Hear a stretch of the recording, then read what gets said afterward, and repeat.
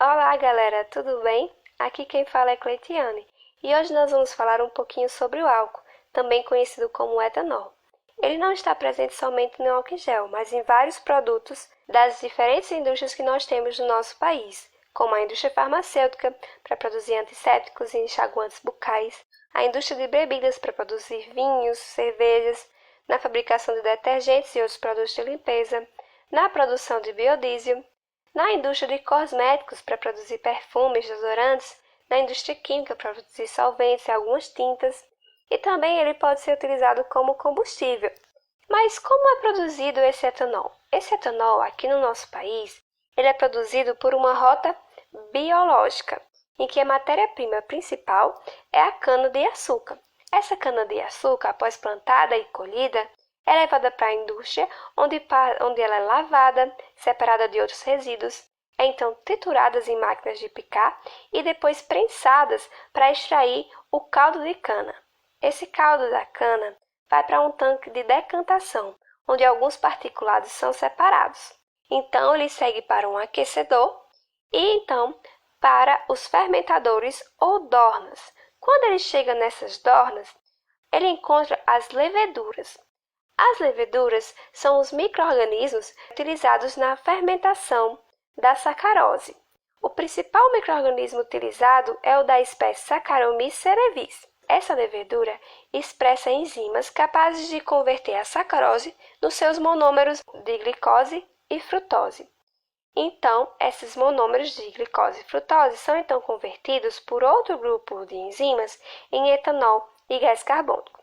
Ao final da fermentação, nós temos um caldo rico em etanol, que é então separado nos destiladores, em grandes colunas de destilação, de acordo com o seu ponto de ebulição. Após isso, o etanol é armazenado nos tanques de armazenamento e de lá ele pode ser distribuído para vários setores. Bem, o etanol como combustível é considerado um biocombustível limpo em relação à gasolina, por utilizar uma fonte renovável como a cana-de-açúcar e também em relação ao seu ciclo do carbono. Depois da combustão, esses óxidos de carbono podem ser novamente fixados devido à plantação da cana. Mas existem alguns conflitos em utilizar o etanol como combustível. Por exemplo, a competição alimentícia, em que a sacarose presente lá no caldo da cana pode ser utilizada para produzir alimentos, como o açúcar. Além disso, são necessárias grandes áreas de plantios dessa cana, que acabam provocando, de certa forma, o desmatamento. Outra questão é que, além do CO2, podem ser emitidos outros gases do efeito estufa. O etanol ele pode ser parcialmente oxidado nos motores dos carros.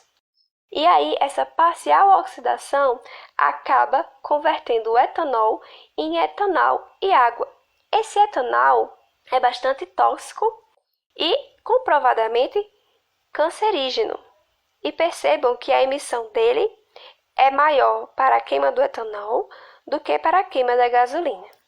Outro aspecto conflitante é em relação que a produção do etanol afeta também outros ciclos biogeoquímicos, não só o ciclo do carbono. Ele afeta o ciclo da água, já que bastante água tem que ser utilizada nos plantios das canas e bastante água também é produzida no processo produtivo do etanol. E também o nitrogênio, presente na grande quantidade de fertilizante necessária para produzir a cana-de-açúcar. Apesar dessas desavenças na produção do etanol, muitos acordos políticos e a tecnologia vêm avançando para tornar o nosso país um grande produtor de biocombustíveis, em especial o etanol. A RenovaBio, que é um plano nacional de biocombustíveis do nosso país, visando acatar inclusive os acordos que o Brasil fez no Acordo de Paris, acabou de reportar que o uso do etanol aqui no nosso país evitou a emissão de 515 milhões de toneladas de dióxido de carbono equivalente em 17 anos. Essa quantidade é muito significativa e pode, inclusive, ser a somatória da emissão de outros países aqui vizinhos da nossa América do Sul, certo? Destacando aí a importância de utilizar esse combustível, reduzindo a emissão de gases do efeito estufa. Além disso, nos carros produzidos no nosso país atualmente, vem se utilizando tecnologias de modo a evitar a oxidação parcial dos acetaldeídos. São utilizados catalisadores e motores com combustão mais eficiente, de maneira que uma menor quantidade de acetaldeído vem sendo emitida na queima do etanol aqui no nosso país.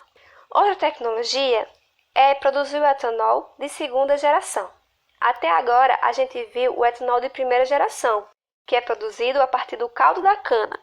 No etanol de segunda geração, aquele bagaço resultante após a extração do caldo da cana, ele é utilizado, o bagaço é utilizado para produzir etanol também.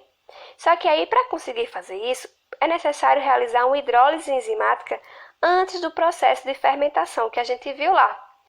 Então, essa hidrólise enzimática utiliza enzimas que convertem a celulose presente no bagaço da cana em monômeros de glicose, certo?